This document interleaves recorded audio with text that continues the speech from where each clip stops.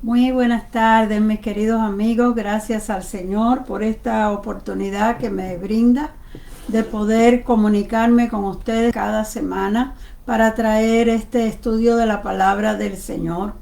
En esta tarde, pues con mucho gusto quiero hacer una presentación de una continuación de lo que estábamos hablando el jueves pasado. La semana pasada estábamos hablando de los tiempos de Dios, de la realidad de que Dios tiene el tiempo en sus manos. Lo que quiero decir es que Dios tiene como un calendario, una agenda de todo lo que debe de pasar en la vida y en la historia de la humanidad. Las cosas no pasan por casualidad, sino que Dios tiene control de todo. Y en su tiempo Dios actúa para que sus planes y sus propósitos se cumplan. Dios en ocasiones nos deja saber parte de los planes o quizás nos da una idea de los tiempos, cómo serán, pero hay algunas cosas que Dios las reserva y solamente nos dice lo que va a suceder, pero no nos dice cuándo. En este día yo quiero comenzar leyendo estos dos versos en Mateo capítulo 16, los versos 2 y 3, y de ahí vamos a iniciar la conversación que vamos a tener hoy. Dice la palabra: vinieron los fariseos y los saduceos para tentarle, y le pidieron que les mostrase señal del cielo. Mas él respondiendo les dijo: cuando anochece decís buen tiempo, porque el sol tiene arreboles. Y por la mañana dicen: hoy habrá tempestad, porque tiene arreboles el cielo nublado. Hipócritas, sabéis distinguir el aspecto del cielo, mas las señales de los tiempos no podéis. A través de todos los tiempos, el hombre ha tratado de descifrar qué va a pasar, cuál va a ser el tiempo. Y el cielo, mirar el cielo es una de las cosas más, no sé qué palabra usar, más fáciles de que nosotros podamos predecir lo que viene. Si vemos que el cielo se nubla, las nubes se empiezan a poner oscuras, ya sabemos que va a llover. Pero hoy en día hay muchos otros instrumentos que usan los meteorológicos para predecir cuándo vienen las tormentas. Las pueden divisar desde lo lejos, tienen diferentes instrumentos para observar desde que se forma una tormenta en el océano y el camino que va recorriendo. Eso no existía en los tiempos de antes. En los tiempos de antes solo se daban cuenta cuando ya estaba llegando, cuando veían el cielo, cuando oían los truenos, cuando se oía algo extraño, entonces ellos decían: va a pasar esto. Eso es muy poco tiempo, le da muy poco tiempo a la gente para prepararse.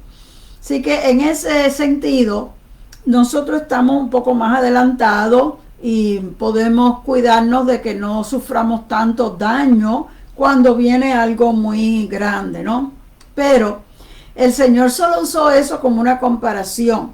El Señor solo estaba hablando de eso porque siempre el ser humano ha querido poder predecir, o sea, decir de antemano lo que va a suceder. Entonces le digo: ustedes aprenden a mirar al cielo y saber qué es lo que viene. Sin embargo, las señales de los tiempos ustedes no las pueden discernir, como queriéndole decir: algo está mal. Debiera de haber una forma en que nosotros, los seres humanos, pudiéramos discernir y darnos cuenta en qué tiempos estamos viviendo de acuerdo a los tiempos de Dios. Bueno, nosotros hablamos en la semana pasada de que Dios tiene tiempos que Él ha determinado. Por ejemplo, mencionamos que Dios le había dicho a Abraham que su pueblo iba a estar en una tierra ajena por 400 años y que los iban a maltratar y los iban a esclavizar. Y así mismo sucedió. Eso no quiere decir, cuando Dios dice una cosa, que es que Dios quiere que eso pase, sino que Dios sabe que eso va a pasar y lo está diciendo para advertirnos, para que no nos tome de sorpresa cuando las cosas suceden. También, por ejemplo, los 40 años que Israel vagó en el desierto, eso fue algo señalado. Dios le dijo: van a estar 40 años aquí antes de entrar a la tierra prometida, y era una especie de castigo, porque realmente de Egipto a la tierra prometida ellos podían haber llegado en un mes o dos fácilmente, aunque era muchísima gente, había mujeres, había niños, habían ancianos, llevaban animales, con todo, caminando al paso, parando para descansar, en un par de meses ellos debían de haber llegado. Pero porque fueron incrédulos y ofendieron a Dios tantas veces, Dios los hizo regresar y dar vueltas en el desierto por 40 años y se lo anunció. También en la semana pasada hablamos que una vez que ya estaban en la tierra prometida y se volvieron a la idolatría, eso no pasó de la noche a la mañana, pero pasó, y Dios le envió profetas y no se arrepintieron y no cambiaron sus caminos, Dios les profetizó por el profeta Jeremías que iban a ser llevados cautivos por 70 años.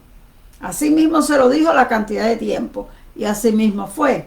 70 años estuvieron cautivos y a los 70 años se les permitió regresar. Claro que el permitírseles regresar no quería decir que iban a ser una nación libre, sencillamente que iban a poder regresar y vivir ahí, tenían el permiso, pero estaban subyugados a la nación que los dominaba y tenían que pagarle impuestos a esa nación. Por esa razón, aunque regresaron, ellos no estaban felices y estaban esperando la llegada del Mesías para que los libertara completamente y estableciera el reino de Israel sobre las demás naciones. Esa es una profecía que está profetizada desde los tiempos de Isaías, mucho antes del nacimiento de Cristo. Y ellos esperaban eso. Eso va a suceder, pero esa profecía no se dio cuando era el tiempo. Y cuando Jesús vino, como los discípulos se dieron cuenta por los milagros que hacía que Él era el Mesías, ellos creían que la segunda promesa también se iba a cumplir. Dijeron, bueno, pues ya Dios mandó el Mesías, lo próximo es que Israel va a ser libre. Y realmente lo próximo es eso, pero no era inmediatamente. Lo próximo, pero había un término de tiempo de entremedio que Dios no dijo nunca cuántos años iban a ser. Así que nosotros vemos que Dios puede decirnos fechas y puede reservarse las fechas. Las que Él nos las dice con el propósito de que nosotros estemos pendientes de esa cantidad de años hasta que se cumpla. Pero cuando Él no dice la fecha, nosotros necesitamos velar y orar, como dijo el Señor. No saben a qué hora va a venir el Señor, estén vigilando y vivan en una vida correcta para que cuando suceda no los coja por sorpresa. Y pues eso es lo que nos toca hacer a nosotros con algunas de las promesas que todavía estamos esperando. Sin embargo, el hecho de que Dios haya cumplido las promesas anteriores es nuestra garantía de que las demás promesas también se cumplirán. Por ejemplo, hay algunas promesas que no se dijeron en qué tiempo vendrían y ya sucedieron, como la primera venida de Cristo. Se había profetizado que el Mesías iba a venir al mundo, se había profetizado que venía para salvar a la humanidad, que iba a sufrir, que lo iban a matar, que iba a morir y que iba a resucitar. Eso está todo profetizado por el profeta Isaías. Está profetizado por diferentes profetas en qué ciudad iban a ser, que era en la ciudad de Belén. Estaba profetizado de qué familia él iba a ser, de los descendientes de la familia de Judá, que eran los pertenecientes al rey David. Y todo fue sucediendo así como Dios lo dijo. También estaba profetizado que su nacimiento iba a ser milagroso, que no iba a ser un nacimiento normal, que él no iba a ser un niño igual que los demás nacidos de una pareja humana, sino que el Hijo de Dios iba a nacer de una virgen. Era una cosa milagrosa, algo que no se suponía que sucediera, pero la Biblia tenía una profecía que dice, he aquí que la virgen concebirá y dará a luz un hijo y se llamará su nombre Emmanuel, que quiere decir Dios con nosotros. Así mismo sucedió. El ángel se le apareció a María antes de ella casarse y le dijo, vas a concebir y vas a tener un bebé y ese niño va a ser el Salvador del mundo. Así que Muchas de las profecías se cumplieron, aunque ellos no sabían el tiempo. No se había dicho cuántos años iban a pasar desde que los profetas trajeron esas profecías hasta que Jesús iba a nacer. Pero el apóstol Pablo dice en el libro de los Gálatas, pero cuando se cumplió el tiempo, Dios envió a su Hijo. Así que, aunque Dios no nos los había dicho a nosotros, Él tenía un tiempo señalado.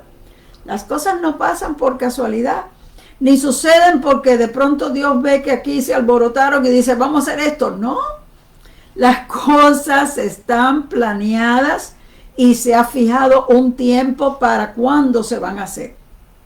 Jesús vino a este mundo, vivió, cumplió su misión, su propósito, murió por la humanidad, resucitó y ascendió a los cielos.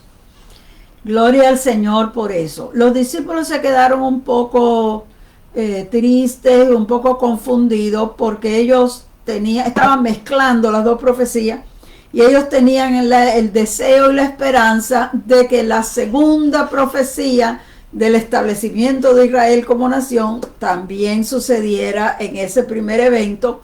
Pero cuando ellos le preguntaron al Señor, ¿vas a restablecer el reino de Israel en este tiempo? El Señor les dijo, a ustedes no les toca saber eso.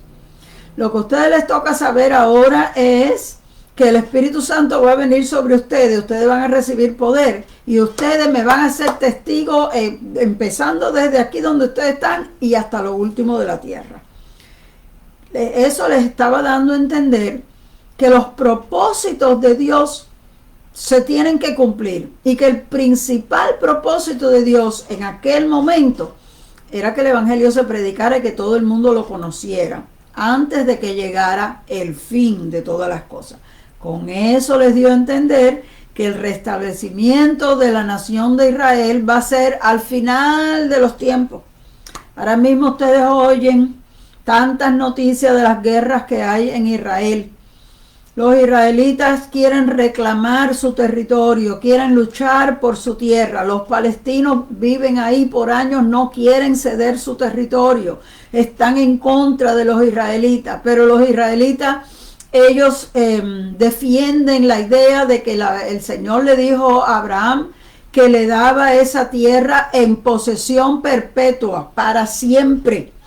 Por lo tanto, ellos se sienten con el derecho de sacar a quien sea y meterse ellos ahí. Quizás no entienden que sí Dios prometió eso perpetuo, pero por este lapso de tiempo, desde que ellos perdieron la posesión de su nación a causa de la idolatría, y Dios los dejó que se fueran cautivos. Todos estos años, además, hasta que Cristo regrese, el pueblo de Israel no va a tener la posesión de la tierra como ellos la quieren. Hay que esperar hasta el final, pero ellos no entienden porque ni siquiera pudieron entender que Jesús era su Mesías, el Mesías que Dios había prometido. Ellos no lo quisieron aceptar, ellos lo rechazaron y todavía están esperando que llegue otro Mesías. Entonces están tan confundidos que para ellos los cumplimientos de las profecías también son confusos y se enredan en ellas.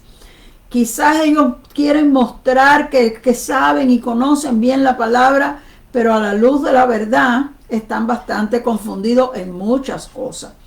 Cuando Jesús estaba en la tierra y predicaba, muchos creyeron en él, pero muchos también lo rechazaron. Ahí es lo que pasa siempre en todos los lugares.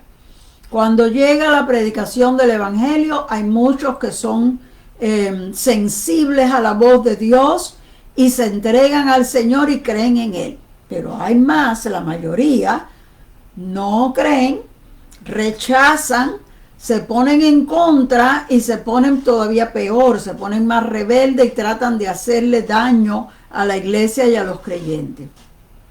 Mientras Jesús vivía, eso estaba pasando. A pesar de que Jesús en persona estaba ahí, a pesar de los milagros portentosos que él hacía, que a mí no me cabe en la mente cómo alguien podía ver esas cosas y no creer.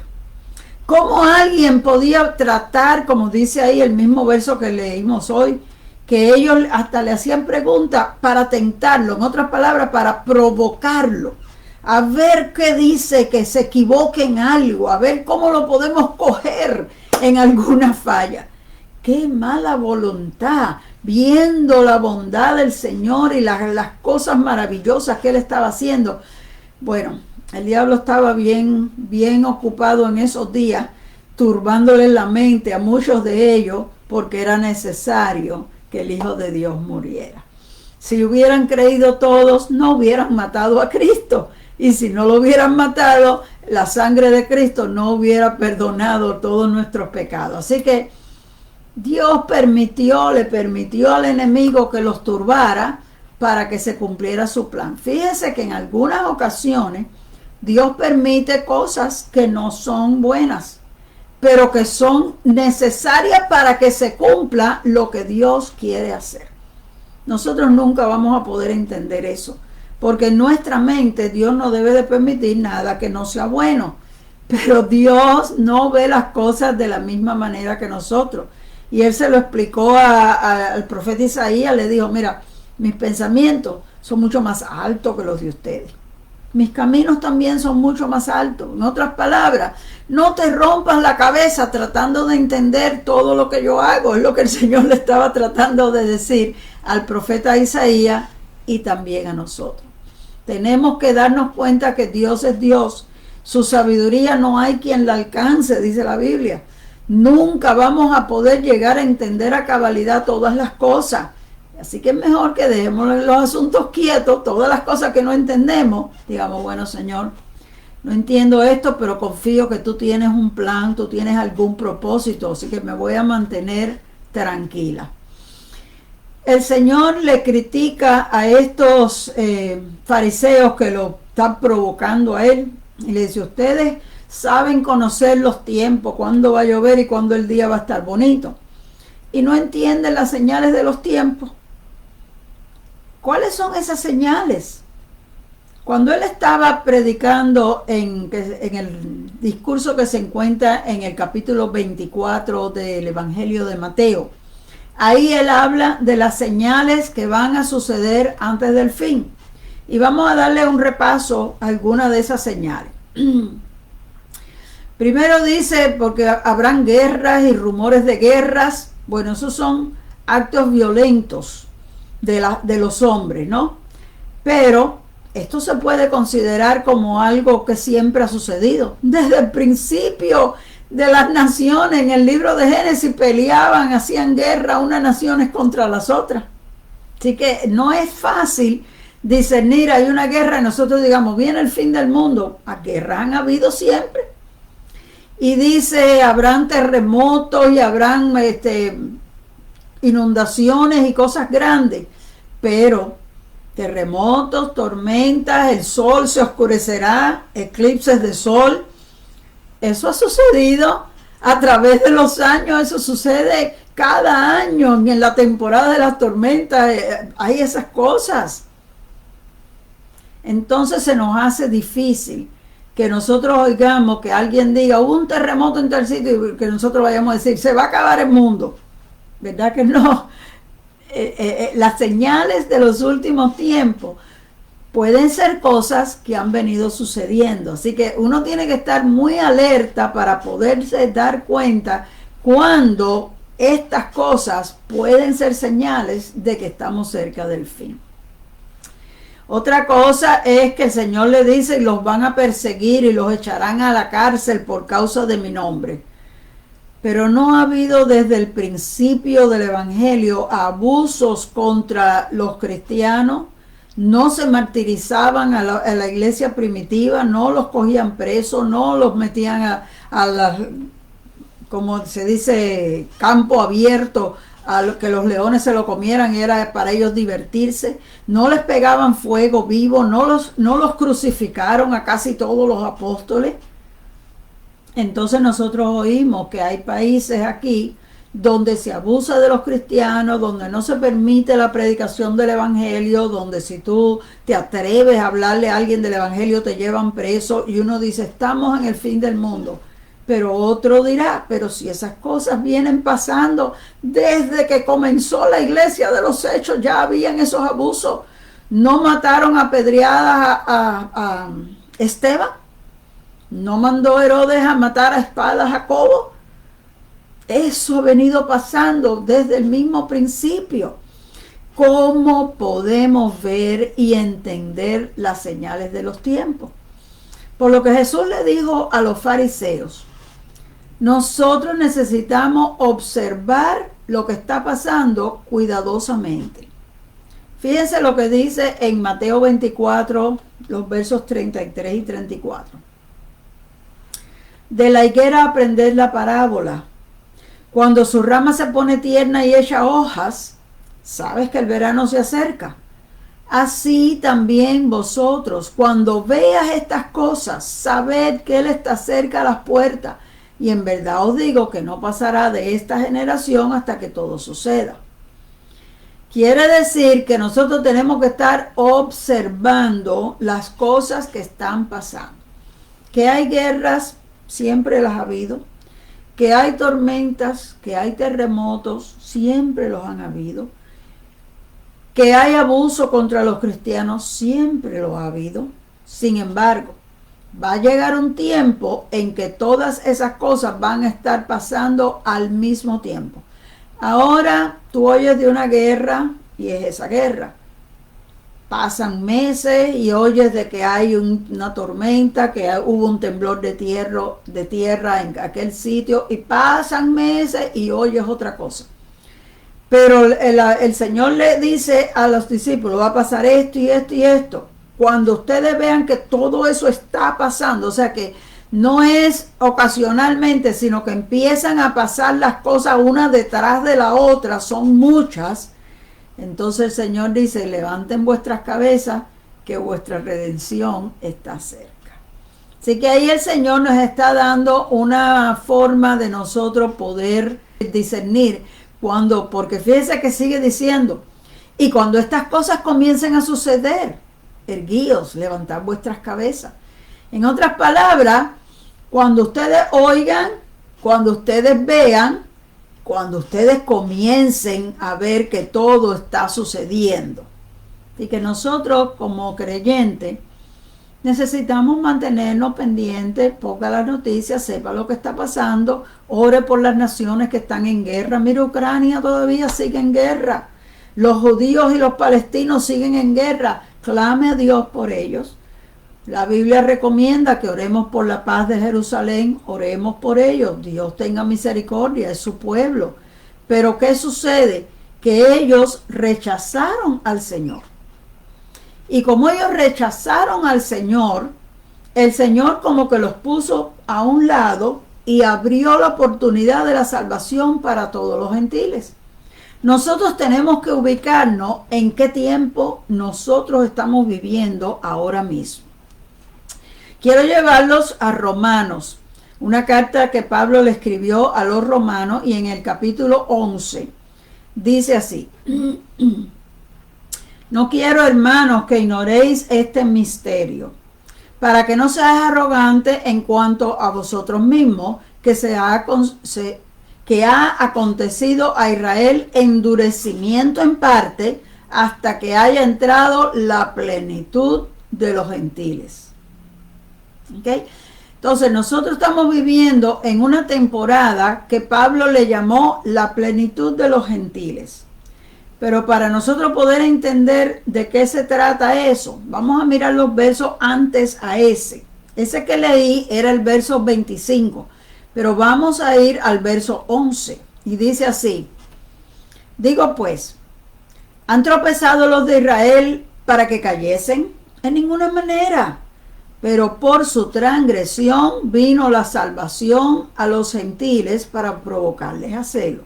Fíjese, nosotros tenemos que saber que aunque ellos rechazaron al Señor, eso no quiere decir que Dios los desechó. Cuando Él dice, han tropezado para que cayesen, o sea, eso que les pasó ya quiere decir que se cayeron de la gracia. Dice, en ninguna manera.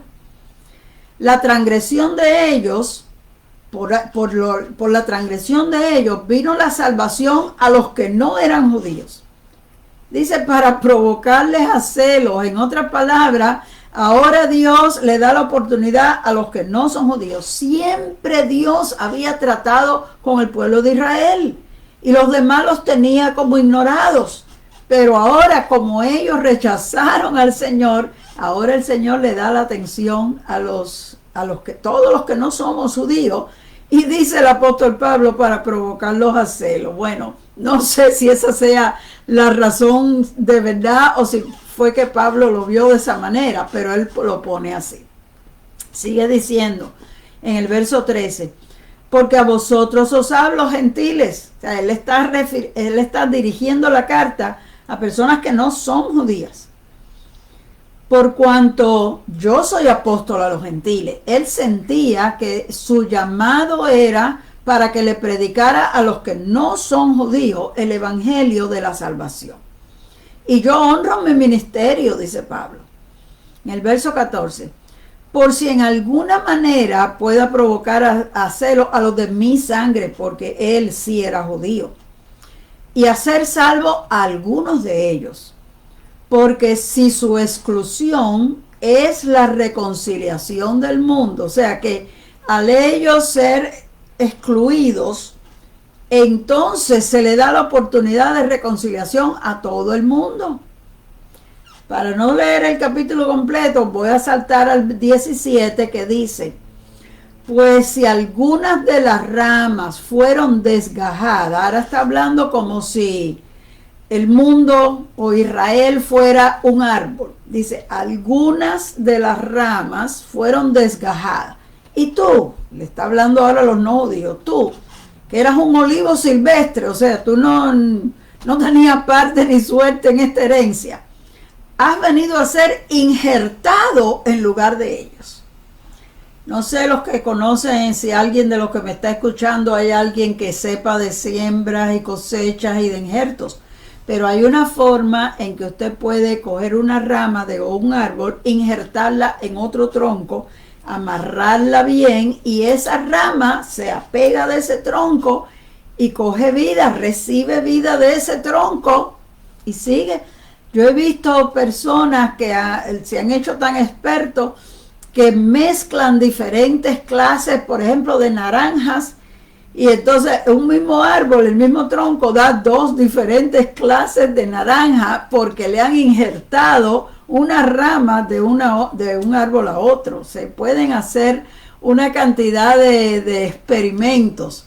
Y él pone ese experimento, parece que eso era algo que ya se hacía en sus tiempos. Y él usa eso como un ejemplo y dice que nosotros, los que no éramos judíos, éramos como un olivo silvestre. Pero en la nación de Israel era el olivo verdadero y el Señor desgarró algunas ramas porque fueron incrédulos, injertó ramas de olivo silvestre que éramos nosotros, personas que habíamos nacido salvajemente, pero nos injertó al tronco por medio de la muerte de Cristo. Eso es una cosa bien interesante. Dice, la has injertado en lugar de ellas y has sido hecho participante de la raíz y de la rica savia del olivo. Ahí entonces es que viene cuando el verso 25, él dice, no quiero, hermanos, que ignoren este misterio para que no sean arrogantes en cuanto a ustedes mismos. Ha acontecido a Israel endurecimiento en parte. En parte quiere decir que no están totalmente alejados de Dios. Los judíos hasta el día de hoy siguen cumpliendo la ley de Moisés. Ellos aman a Dios. Ellos respetan la ley de Dios. Solo que su entendimiento no ha sido iluminado para que ellos puedan ver la verdad del evangelio. Por eso es que dice endurecimiento en parte. No han podido entender el evangelio, pero ellos aman a Dios. Y ellos tratan de servir a Dios según la ley de Moisés. Y ahí es donde dice, hasta que haya entrado la plenitud de los gentiles. Ellos van a permanecer en esa condición hasta que se haya completado el tiempo. La plenitud quiere decir algo completo. Cuando Dios haya completado la obra que Él quiere hacer con nosotros, los no judíos, entonces volverá a darle una nueva oportunidad a su pueblo Israel. Porque Dios no ha desechado a su pueblo. Y la Biblia dice que cuando Él venga en su segunda venida, su pueblo, su nación, dice, verán al que traspasaron, o sea, al que no creyeron, al que ellos rechazaron, lo verán viniendo en las nubes. Y dice la Biblia, llorarán como se llora un único hijo, porque entonces que se van a dar cuenta, sus ojos serán abiertos y ellos van a entender que ese mismo Mesías, ese mismo Jesús que ellos rechazaron, ese era el Mesías que Dios había enviado. Se arrepentirán. Entonces Dios les va a dar la oportunidad de ellos entender, abrirá su entendimiento, pero por ahora los tiene a un lado y está trabajando con nosotros, que somos la iglesia. ¿Qué quiere decir la plenitud de los gentiles? Que aunque desde el principio Dios había escogido a la nación de Israel como su pueblo, como ellos se endurecieron y no aceptaron que Jesús era el Mesías enviado por Dios, Dios los desgarró del tronco y en su lugar injertó a la iglesia. La iglesia son todos los que creen en Jesús como Señor y Salvador. Así que la plenitud de los gentiles es el tiempo en que el evangelio es predicado a toda criatura. Ve que eso fue lo que Jesús le dijo a los discípulos. Vayan por todo el mundo y prediquen el evangelio a toda criatura. Ahí estaba abriendo el evangelio. Esto no es nada más para ustedes los judíos. Predíquenle a todo el mundo. A toda persona, de toda lengua, de toda nación, para formar un pueblo de creyentes que adoren a Dios de todo linaje, de todo lenguaje y de toda nacionalidad. Esto también fue llamado el año agradable del Señor. En aquella profecía que primero se encuentra en Isaías 61, y Jesús la leyó, y cuando Él la leyó le cambió un poquito las palabras, pero yo voy a leer ahora en el Evangelio de Lucas 4:19 lo que Jesús dijo. El Espíritu del Señor está sobre mí, por cuanto me ha ungido Dios para dar buenas nuevas a los pobres. Me ha enviado a sanar a los quebrantados de corazón, a pregonar libertad a los cautivos y a darle vista a los ciegos, a poner en libertad a los oprimidos, a predicar el año agradable del Señor. Ese año agradable del Señor es lo mismo que Pablo está diciendo, la plenitud de los gentiles. En el libro del profeta Isaías, en nuestra Biblia versión del 60, dice a predicar el año de la buena voluntad de Dios hacia los hombres. Así que el año agradable que se menciona en el Nuevo Testamento, en el Antiguo Testamento decía el año de la buena voluntad. No es un solo año, es una época, es un periodo de tiempo. Eso también se le llama en la Biblia una dispensación. En Efesios 3, del 1 al 3, dice el apóstol Pablo. Lo voy a leer ahora de la traducción de la Biblia de las Américas para que sea un poco más fácil de entender. Por esta causa yo, Pablo, prisionero de Cristo Jesús, por amor de vosotros los gentiles, si en verdad habéis oído de la dispensación de la gracia de Dios que me fue dada para ustedes. Ve, él usa ahí la palabra, si han oído de la dispensación de la gracia. La palabra dispensación significa un periodo de tiempo específico en la historia de la humanidad. Dispensación es un periodo de tiempo, una época. Pero en nuestra versión, en la versión del 60, no usa esa palabra, sino dice la administración de la gracia de Dios. Pero como administración cambia un poquito el sentido, preferí leerla en la versión de la traducción de la Biblia de las Américas, porque la palabra dispensación es una palabra que significa exactamente un tiempo específico señalado. Durante esta dispensación de tiempo, Dios ha abierto la oportunidad de salvación a toda la humanidad. Pablo le llama a esto el día de salvación, cuando él dice, he aquí ahora el tiempo aceptable, he aquí ahora el día de salvación. No es que solamente hay un día para ser salvo. El día de salvación es toda esta dispensación de la gracia. Todo este tiempo de la plenitud de los gentiles es el día de la salvación, porque durante este tiempo Dios le da salvación a todo el que se arrepienta. Todo el que pueda entender que necesita a Cristo, todo el que pueda admitir que ha pecado, que ha ofendido a Dios y se arrepienta, recibe salvación de parte de Dios. Así que la recomendación de Pablo es que nosotros aprovechemos este tiempo. ¿No creen ustedes que eso es lo más lógico? Si Dios abre una oportunidad como esta, no debemos de aprovecharla. Así dice Pablo en Efesios 5. Mirad pues con diligencia cómo andéis, no como necios, sino como sabios, aprovechando bien el tiempo, porque los días son malos. Por tanto, no sean insensatos, sino entendidos de cuál sea la voluntad del Señor. Nosotros necesitamos aprovechar el tiempo de la gracia de Dios, porque este es el tiempo aceptable donde todos pueden ser salvos. Y también ahí dio a entender, dice, porque los días son malos. A pesar de que estamos viviendo en la época de la dispensación de la gracia de Dios, los días son malos. ¿Por qué? Porque hay tanta gente mala en la vida, que hay mucha violencia, hay mucha maldad, hay mucho vicio, hay mucha,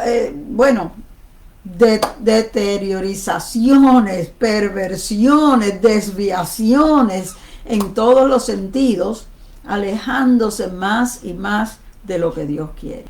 Los tiempos no son buenos. Mira lo que dice 2 de Timoteo 3:1. También debes de saber esto, que en los postreros días vendrán tiempos peligrosos. ¿No creen ustedes que estamos viviendo en los últimos días? Y ya Pablo lo sabía y decía, en los postreros días, quiere decir al final de los tiempos, vendrán tiempos peligrosos. ¿Por qué? Dice, porque habrá hombres amadores de sí mismos, avaros, vanagloriosos, soberbios, blasfemios, desobedientes a los padres, ingratos, impíos, sin afecto natural, implacables, calumniadores, intemperantes, crueles, aborrecedores de lo bueno, traidores, impetuosos, infatuados, amadores de los deleites más que de Dios.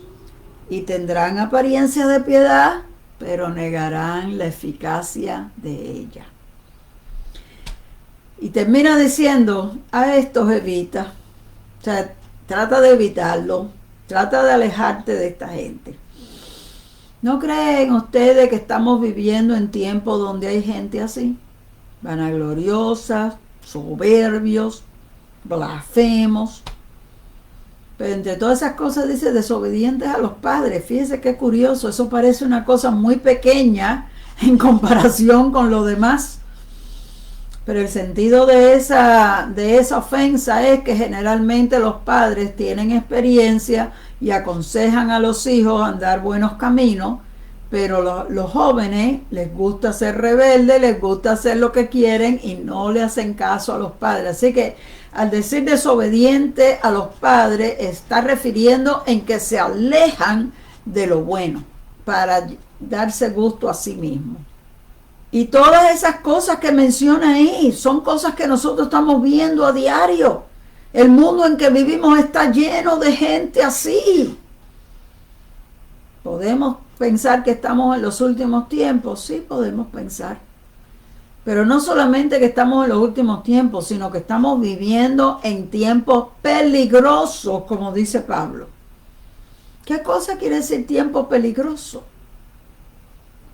Peligro es cuando uno está a riesgo de caer en alguna trampa o de que le hagan algún daño a uno. ¿Correremos nosotros peligro? ¿Corren nuestros hijos peligro? Pues claro que sí. Nosotros podemos correr el peligro de ser maltratados. Pero nuestros hijos, que quizás tienen menos seguridad en lo que creen que nosotros, menos experiencia, menos conocimiento, corren el peligro de ser engañados y ser desviados. Porque cuando le preguntaron al Señor que cuándo sería el fin, lo primerito que él dijo fue: mirad que nadie os engañe, porque van a venir muchos falsos maestros, muchos falsos profetas.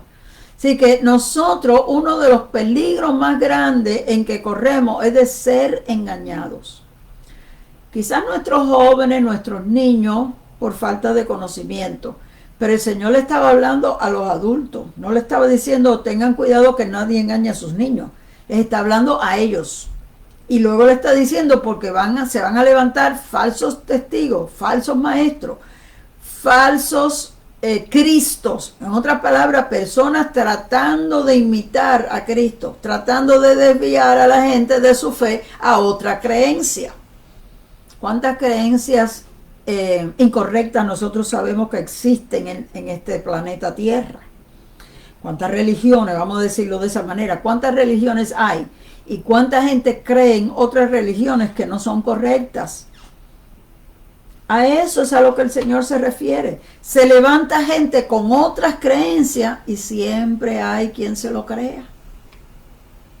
Pero aún a nosotros, porque los falsos maestros llegan a confundir, y aún las personas cristianas que no tienen mucho fundamento, que no tienen mucho conocimiento, alguien les puede empezar a hablar y ellos sentirse confundidos, decir: ay, pues verdad que eso, yo no había oído eso, pero tiene lógica, y creérselo. Nosotros tenemos que tener mucho cuidado. Por eso Pablo dice aquí el último consejo: a estos evita. Tenemos que evitar. Cuando usted oye una persona diciendo algo extraño, compruebe si la Biblia dice eso o no, porque a veces usted está oyendo y le parece que puede ser verdad, pero después usted va a la Biblia y dice: no puede ser, porque mira, la Biblia dice esto y esto y esto. La Biblia es la que está verdad, es la que tiene la razón. La verdad está en la Biblia. El otro que está diciendo otra cosa, ese es el que está equivocado. Pero nosotros estamos viviendo en el día aceptable para recibir la salvación, al mismo tiempo que los días son peligrosos. Estamos rodeados de gente que no tiene temor de Dios y que constantemente viven quebrantando la voluntad de Dios. Quebrantan la voluntad de Dios y se defienden y tratan de hacer creer que lo que ellos están haciendo tiene lógica y tiene sentido. Que si nosotros no estamos de acuerdo es porque nosotros somos demasiado sobreestrictos o fanáticos. Y tratan de hacernos ridículos a nosotros porque ellos quieren decir que tienen la razón. Por eso es que los tiempos son peligrosos. Porque el malo trata de parecer que lo que está haciendo está bueno. Y ahí está una profecía que dice: ay de los que a lo bueno le dicen malo y a lo malo le dicen bueno. Quiere decir que eso existía desde muchos años atrás. Siempre ha habido ese problema en la tierra. Por eso Pablo recomienda estas cosas. Primero, que aprovechemos bien el tiempo de la buena voluntad de Dios. ¿Cómo lo vamos a aprovechar? Agárrate de Dios, no dejes pasar estas cosas. El salmista decía: bendeciré a Jehová en todo tiempo, su alabanza estará de continuo en mi boca, en Jehová se gloriará mi alma. Salmo 34. Agárrate de Dios, apégate más de Dios, busca más de Dios, dale oído solo a la palabra de Dios, no le pongas oído al que se va en contra de la palabra del Señor. La mejor manera de aprovechar el tiempo es alabando a Dios por sus bondades, por su amor, por su fidelidad. Quitando los ojos del mal que nos rodea. En vez de tú estar pensando: pero mira lo que está pasando, pero mira lo que hicieron, pero qué abuso, pero qué injusticia. quita los ojos de eso. La Biblia dice, pon tus ojos en Cristo, Él es el autor y el consumador de la fe. Dios es bueno, Cristo es bueno, Él es tu ayudador, pon tu vista en Él. Es más que aunque haya 1000 cosas alrededor tuyo que están malas y que son horribles, no te enfoques en eso. Sigue mirando la bondad de Dios, cómo Dios se manifiesta en nuestras vidas, cómo Dios nos ha dado oportunidades, cómo nos ha perdonado, cómo nos ha salvado, cómo nos da fuerza cuando estamos débiles. Y alábalo a Dios a pesar de lo que te esté rodeando, a pesar del mal que haya alrededor tuyo. Alaba a Dios, porque mientras tú le alabas, tú te fortaleces, tu fe se fortalece, porque Dios se agrada de que tú puedas hacer eso en medio de tu situación. Nosotros necesitamos mantener nuestros ojos en las cosas de arriba, no en las de la tierra. Porque nosotros se supone que hayamos muerto a este mundo y que ahora estamos viviendo escondidos con Cristo en Dios. ¿Ve? Si nosotros ponemos esos versos en acción, vamos a escondernos en el Señor. Váyase, enciérrese en oración, alabe a Dios, adore a Dios. Y usted va a ver lo diferente que usted se siente. Cuando usted está cerca de Dios, usted se siente feliz. Cuando usted está oyendo todo lo que pasa y todo lo que dijeron y que si no hay esto y que si falta lo otro, eso le turba su mente. Pero cuando usted está con el Señor, Dios trae paz a su corazón y lo fortalece. Aprecia la buena voluntad de Dios. Reconoce que tú eres bendecido, tú eres bienaventurado por haber recibido una salvación tan grande. Aprovecha este tiempo para acercarte a Dios, para cumplir los propósitos de Dios. Ponte tú a pensar y pregúntale al Señor, Señor, ¿cuál es tu propósito para mí, para mi vida? ¿Qué es lo que tú quieres que yo haga? Tú vas a ver cómo el Señor te va a ir indicando lo que Él tiene para ti. Y de los propósitos de Dios, uno de los más importantes es que nosotros podamos compartir el Evangelio con todos los que podamos, todos los que nos rodean, para que otras personas más también sean salvos durante este tiempo de dispensación de la gracia de Dios.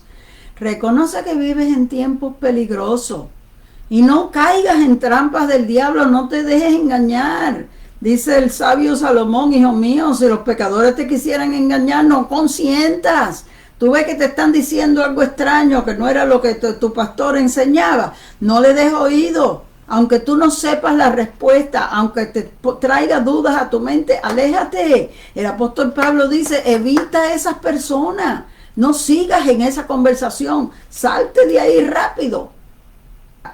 No te dejes influenciar de lo malo. No le des oído a nada que vaya en contra de lo que Dios ha establecido.